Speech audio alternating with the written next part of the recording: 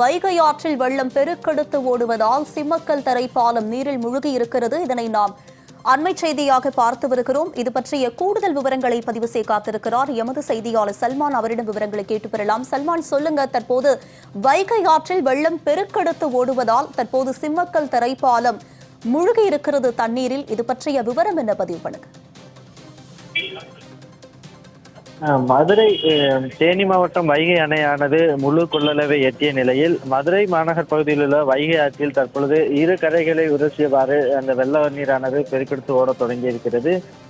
ஏற்கனவே நேற்று வரைக்குமாக அந்த முழு கொள்ளளவை எட்டிய நிலையில் 5457 கன அடி நீரானது திறக்கப்பட்டிருந்த நிலையில் இன்று காலை 2000 கன அடி அளவிற்காக நீரானது குறைக்கப்பட்டு திறக்கப்பட்டு வருகிறது. இந்த பொழுதிலும் கூட மேற்கு தொடர்ச்சி மலை பகுதிகளில் தொடர்ச்சியாக பெய்து வரும் கனமழை காரணமாகவும் அங்கிருந்து வெளியேறக்கூடிய உபரி நீர் மற்றும் வைகை அணையிலிருந்து வெளியேற்றக்கூடிய 2000 கன அடி நீர் இரண்டும் சேர்ந்துதான் தற்பொழுது அந்த வைகை ஆற்றில் முழுவதுமாக வெள்ளப்பெருக்கெடுத்து ஓட தொடங்கி இருக்கிறது. இதன் காரணமாக மதுரை வைகை ஆற்றில் ஏவி பாலத்தின் அருகே இருக்கக்கூடிய யானைக்கல் தரைப்பாலத்தின் அருகே இருக்கக்கூடிய ஆற்றோர சாலை முழுவதிலுமாக வெள்ள நீர் தேங்கி இருப்பதால் அந்த பகுதியாக செல்லக்கூடிய வாகன ஓட்டிகள் கடும் சிரமத்திற்கு ஆளாகி இருக்கிறார்கள்.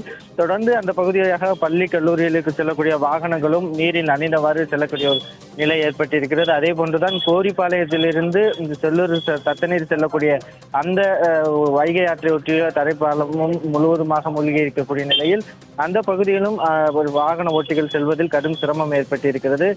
குறிப்பாக ஏவி மேம்பாலத்தை ஒட்டியுள்ள 2 கரையோரங்களிலுமே அதிக அளவுக்கு தண்ணீர் செல்வதால் அந்த பகுதியில் செல்லக்கூடிய வாகனங்கள் தண்ணீரில் நனைந்தபடி செல்வதால் அந்த பகுதி முழுவதிலும் கடுமையான போக்குவரத்து நெரிசல் ஏற்பட்டு வருகிறது. இதனால் அந்த பகுதியில் பணிக்கு செல்லக்கூடியவர்கள், பள்ளி கல்லூரிக்கு செல்லக்கூடிய வாகனங்கள் போக்குவரத்து நெரிசலில் சிக்கி நீண்ட நேரம் காத்திருக்கக்கூடிய ஒரு நிலையும் கூட ஏற்பட்டு வருகிறது. இதுபோன்று வைகை ஆற்றில் வெள்ள நீர் வரும் பொழுது இதுபோன்ற பாலத்தை ஒட்டியுள்ள பகுதிகளில் இருக்கக்கூடிய சாலைகளில் தொடர்ந்து வெள்ளப்பெருக்கு ஏற்படுத்தி வரும் நிலை கூட மாநகராட்சி உரிய நடவடிக்கை மேற்கொள்ளப்பட்டு இதுபோன்று தண்ணீர் வெளியேறக்கூடிய பகுதியை முழுவதுமாக மண் மூட்டைகளை போட்டு அடைத்து வைத்தால் இது மாதிரியாக போக்குவரத்து நெரிசல் ஏற்படாது என அந்த பகுதி மக்கள் தொடர்ந்து வலியுறுத்தியும் கூட இதுவரைக்கும் மாநகராட்சி அதுபோன்ற நடவடிக்கையை மேற்கொள்ளாததன் காரணமாக தான் வைகை ஆற்றில் வெள்ளப்பெருக்கு ஏற்படுத்துவதால் அந்த வாகன ஓட்டிகள் கடும் சிரமத்திற்கு ஆளாகக்கூடிய ஒரு நிலை ஏற்பட்டு வருகிறது.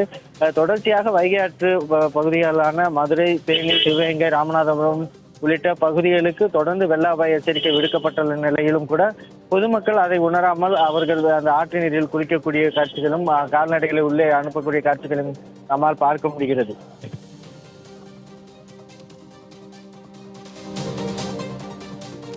சல்மான், உங்களுடைய விரிவான விவரங்களுக்கு நன்றி.